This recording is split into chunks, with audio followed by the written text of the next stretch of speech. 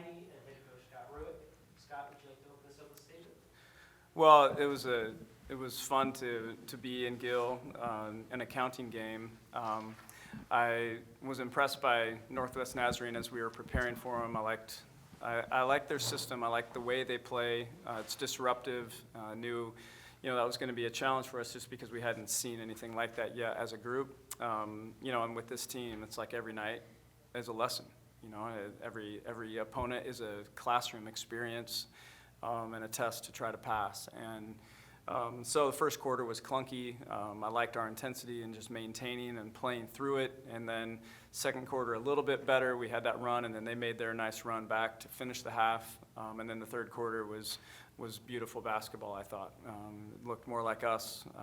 We were just so disruptive defensively. We dominated the defensive boards, and then we got out and transitioned well. We saw the floor extremely well that quarter and moved the ball. Established our inside game, which is just a hallmark of what we do. And while we didn't shoot it great tonight, I thought we gave ourselves some really good looks, from the perimeter. And so I just was really pleased with the way we competed tonight overall, and I thought it was a sign of good things to come. Sela, what does a game like this do for your confidence? I think that most of my confidence comes from the reps that I get in practice, but a game like this always feels good. You can't deny that. But we've been working really hard in practice, and I think that getting the opportunities that I've had this season has been really awesome, and I think that's been helping my confidence tremendously. Scott, with a team like the one you have, will we kind of see some of these games where the first half is, so-so, and then you get in the locker room and kind of go through some things in the third quarter? That's kind of what happened in Colorado State a little bit too, wasn't it? Third quarter looked good, and because maybe you talked some things through. Yeah, I think, we have so much to learn and so much to experience together, that I think there's going to be stretches that, where it looks like we're trying to figure it out, and then things will sync up like they did, and things will look more normal, and then as the year goes, normal will be the, just the standard, but right now there's just lots for us to learn as a group, and we've got so many new people and new roles and new places on the floor, and so it's just a process that we're in right now. Coach, kind of piggybacking on that, do you feel like you're having to maybe teach a little bit more just because of how new this group is together, at least through the first couple of games, and just what's it been like, during a game at practice as you're still trying to kind of figure things out right now? I think every minute matters. I think every possession matters. I think there's lessons all day long, and so every moment is kind of gold, for that. And as a teacher, it's fun, to help them through these things. Like, I'm really enjoying the process with this group.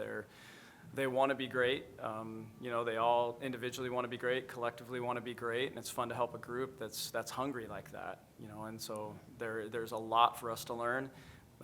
So many different previous experiences that we're trying to all put together in one puzzles and get all these things on the same page. You think about Tiara.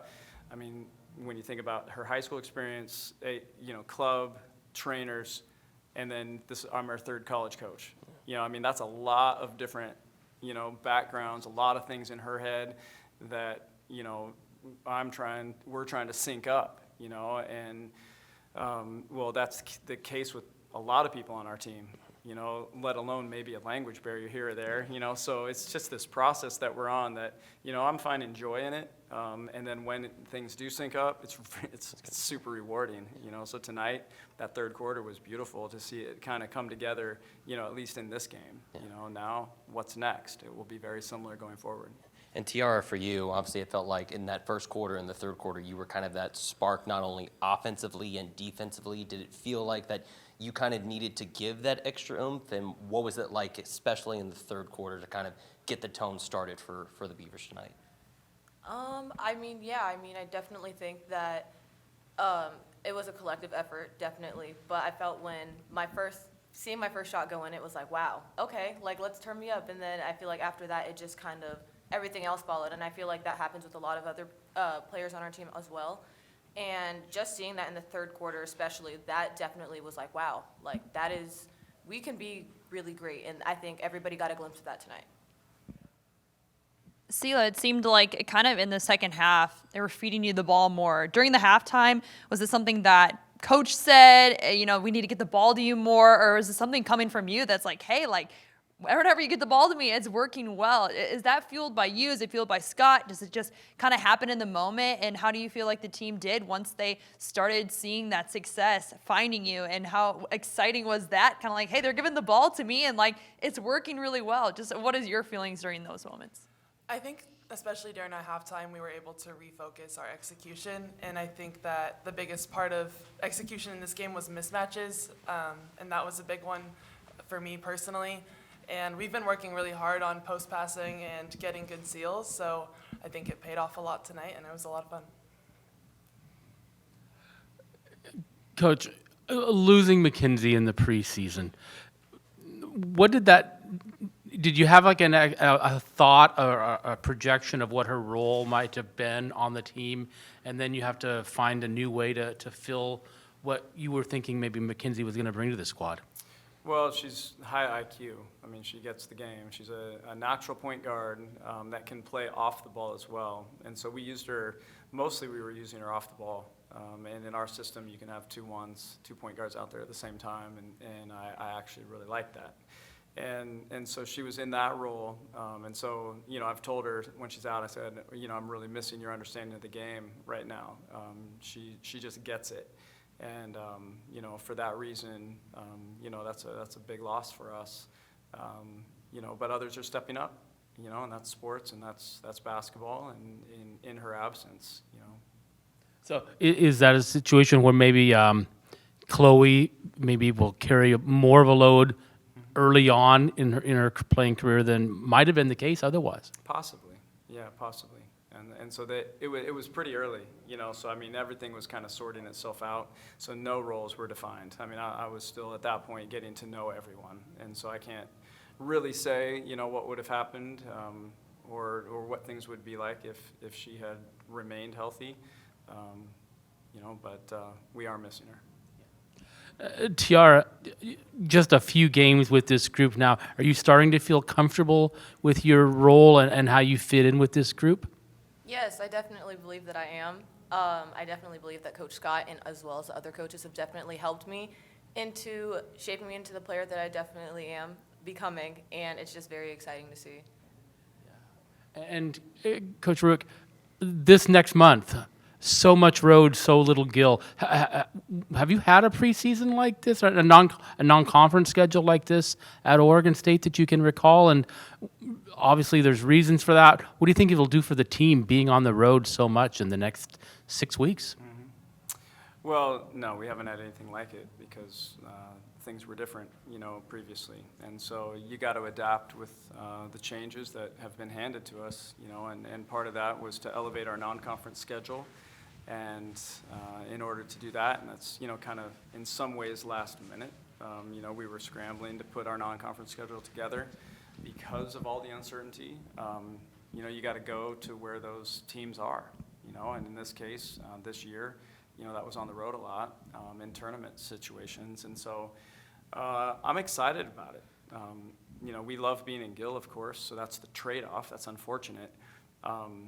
However, this team needs tests. I mean, we need to really challenge ourselves, to really push ourselves, to find out and to learn, what we can be, what we are, all those things, as you're heading into a conference schedule in January and February. So being on the road galvanizes a group. This group is already, in my opinion, doing a great job of becoming a really tight-knit team. And, so I think that's only going to be enhanced, even considering the level of opponent that we have scheduled. Coach, kind of a tough night from Kennedy, 5 turnovers. Just kind of how do you coach her back up after that? What do you say to her in the game when she's been struggling with that stuff? The other night I think she only had 1, and so we're seeing different things. And so these guys gambled the whole game. They would do things that a lot of teams do not do. There were times where she got caught, on a sideline and did not have help.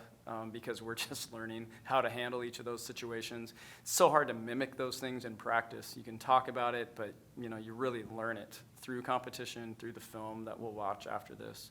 So I wouldn't say all of those were on her. Sometimes you get stuck and there's nowhere to go. Maybe I could have bailed her out with a timeout here or there, but we just have to learn those things, and so it's just like anything else.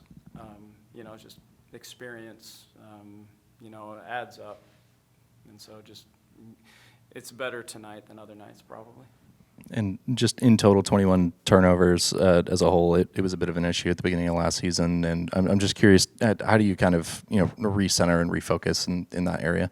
Execute, learn, watch film, understand, how to shore some of those things up, and give Northwest Nazarene credit. I mean, they gave us layups at times at the expense of gambling in the backcourt. Well, their gambles paid off sometimes, and they did turn us over, and other times when we handled it, we got pretty good looks at the other end, So that's kind of the style that they chose to play. The other night we turned it over, I think 13 times, but Colorado State plays a very clean game. I don't think we got doubled one time, the other night. It was just pretty straight up basketball, and so sometimes it's just the situation in the game. But for us, going forward, this was a great night for us to see that type of a team, because that's fourth quarter basketball, in a tight game or when we have a lead. We're going to be seeing things like that all year, and so to learn how to handle it now is phenomenal. All right, thanks, y'all. Yep, thank you. Thank you. Say go Beavs. Go Beavs. Go Beavs.